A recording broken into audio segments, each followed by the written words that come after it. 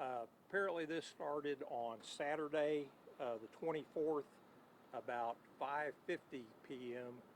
Deputies responded to the Derby at Steeple Crest Apartments located at 11220 West Road in reference to gunshots in the area.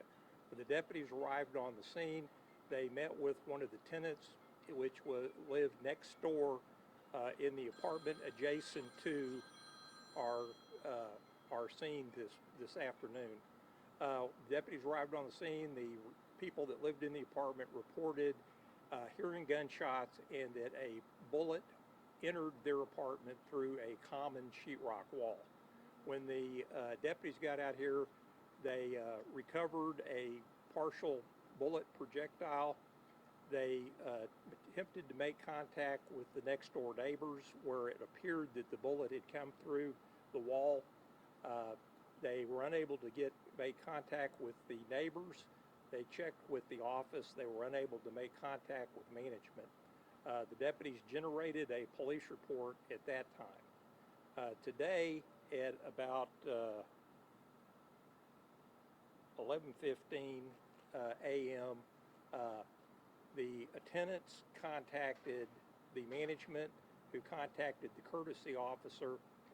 They came over here, and the apartment next door to where the bullet penetrated the wall, the management tried to make contact with the tenants over there, were able to make contact with them. They jumped the fence, and were able to see what appeared to be a body laying on the floor inside the next door apartment. They made forced entry into the apartment, where they located two black females. One of them, I believe, is 23 years of age, and the other one is 27 years of age, inside the apartment. We have about 4 or 5 shell casings inside the apartment, and did locate a firearm inside the apartment. At this point in our investigation, it appears that this is going to be a murder-suicide. We are waiting for the medical examiner's office to arrive.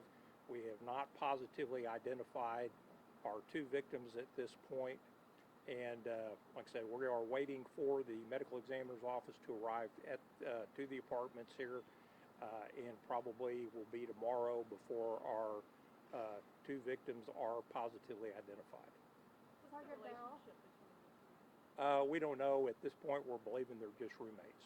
Sergeant Bell, can you go over procedure? I mean, why was it more done to make contact with the original apartment where the shot came from on the day that this happened Saturday? Well, I know that there's 2 glass doors. It's a little hard to tell. It almost looks like it's 2 separate apartments over there. The deputies tried to make contact with the people living in the apartment. It's not real clear if that bullet could have come from a different location at this point.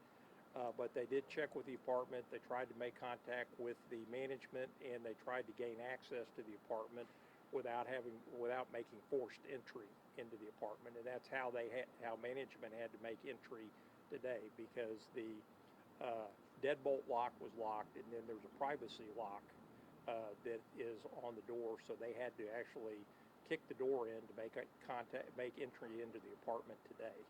And they did not force entry on Saturday because they weren't completely sure if the shot came from that apartment? Correct.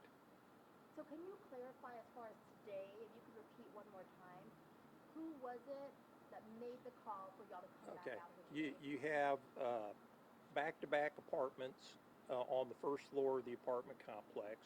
They share a common wall between the 2 apartments. So on Saturday, the deputies were dispatched to the apartment next door, where the bullet came through the common wall into their apartments. It's pretty high up, and so it could have come from upstairs.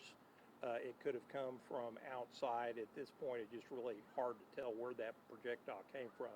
They did make an effort to contact the immediate next door neighbors that share the common wall. They tried to contact apartment management to see if they could get a hold of a manager or a key holder that could gain access into the apartment. The only thing they didn't do was force entry into the apartment since they weren't receiving an answer or anything. So they didn't want to make forced entry, and then possibly you have a apartment that is unsecured at that point, and they weren't really sure where the bullet came from at that point. Today, the tenants who had the bullet enter their apartment contacted apartment management, who contacted their courtesy officer. Upon further examination, they actually jumped the fence and were able to see what looked to be a body on the floor inside the neighbor's apartment. And at that point, they made forced entry into the neighbor's apartment, where they located the two victims. What time of day was that, Saturday? And you believe the murder-suicide occurred on Saturday? Yeah, it was approximately 10 minutes to 6 p.m. or 7:50 p.m. I'm sorry, 5:50 p.m. when the original call came in, and then today deputies were contacted about 12:15 p.m. and once they located the two decedents in the apartment. You said there were 4 or 5 bullet casings. Does it appear the shooting victim was chased down and shot at? Well, it's kind of hard to say at this point. Crime scene's still in the apartment. We're waiting on the medical examiner's office to get here, but like I said, we've got probably 4 or 5 spent shell casings. We have some live rounds that were ejected, and we do have a pistol on the scene that seems to be consistent with our shell casings. Are you aware of any previous calls to this apartment?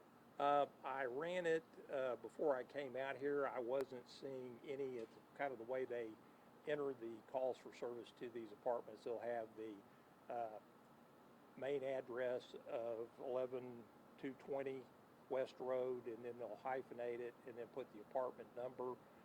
But you have so many people moving in and out of apartments, it's kind of hard to tell if they entered it the same or if it was just called to the apartments.